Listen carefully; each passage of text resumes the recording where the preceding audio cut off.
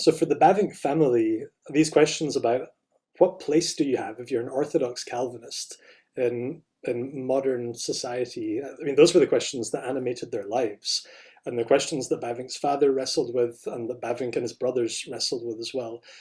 I think there's a stereotype of the Netherlands that the people in the English-speaking world have today that it's the most liberal of liberal democratic countries in the world, Mm, and people just assume that it's always been like that. But you don't have to go back very far into Dutch history to find its pre-democratic phase.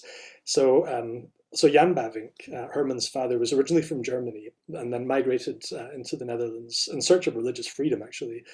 But in his youth, in the Netherlands, you don't have democracy. You have an authoritarian monarch who tries really hard to exercise control over religion, and who wants to influence the Dutch Reformed Church to be theologically liberal, to be really moralistic, to be a moralizing force, to produce well-behaved, responsible citizens who are rational and who are anti-supernatural and all that kind of stuff.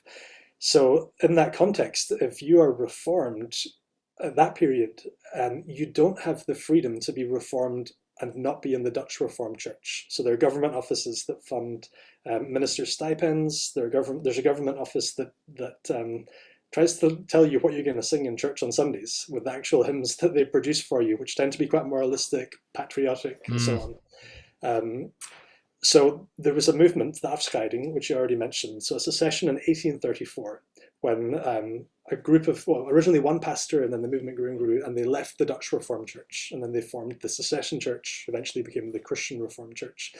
So Jan Bavinck was watching this happening from the other side of the border in Germany, and there was a really similar secession movement in his part of Germany as well. So he was converted in that kind of a context, joined the German equivalent of the Dutch Secession Church, and then trained for the ministry in the Netherlands, and then pastored in Germany, moved back to the Netherlands.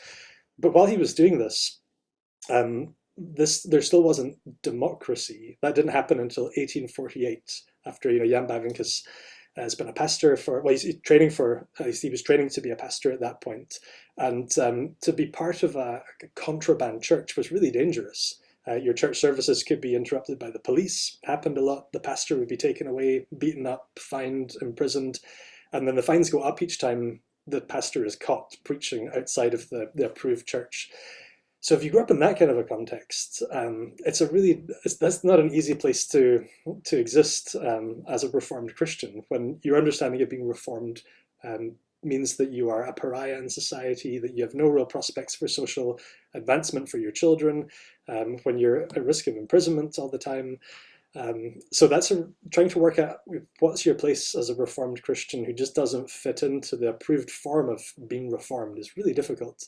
That all changed in 1848 when you have a year of revolutions all across Europe, and it's the end of the period of strongman monarchs, and then you get liberal democracy springing up all across Europe.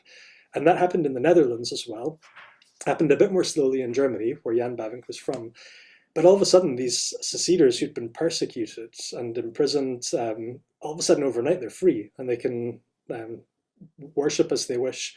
And the state stops privileging any one church. Instead, everyone's told, this is a level playing field. We're not going to approve any of you. Just this is a new social experiment where you have to work out what the space you have is in society now that you're not being persecuted. So for the Dutch seceders, the big challenge there is that until then, they'd been campaigning to have, well, some of them were campaigning just to have freedom of religion, and they aspired to an American way of thinking about that, and a separation of church and state. But for a lot of them, they were campaigning to have the king recognize them as the true Dutch Reformed Church, because the church that they left had wandered so far from its heritage. So these seceders, all of a sudden, who are free, have to work out, well, this is a new society, and none of us has experienced pluralistic liberal democracy before. What does this mean for our children? Can we send them to university now? Do we want to do that? Will they lose the faith if we give them those kinds of social ambitions?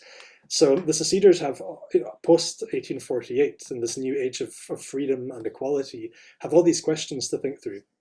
And the Bavinck family are so interesting because they were extremely ambitious for their children, and they wanted to be let's say, separate in terms of church identity, but they wanted to be integrated in society.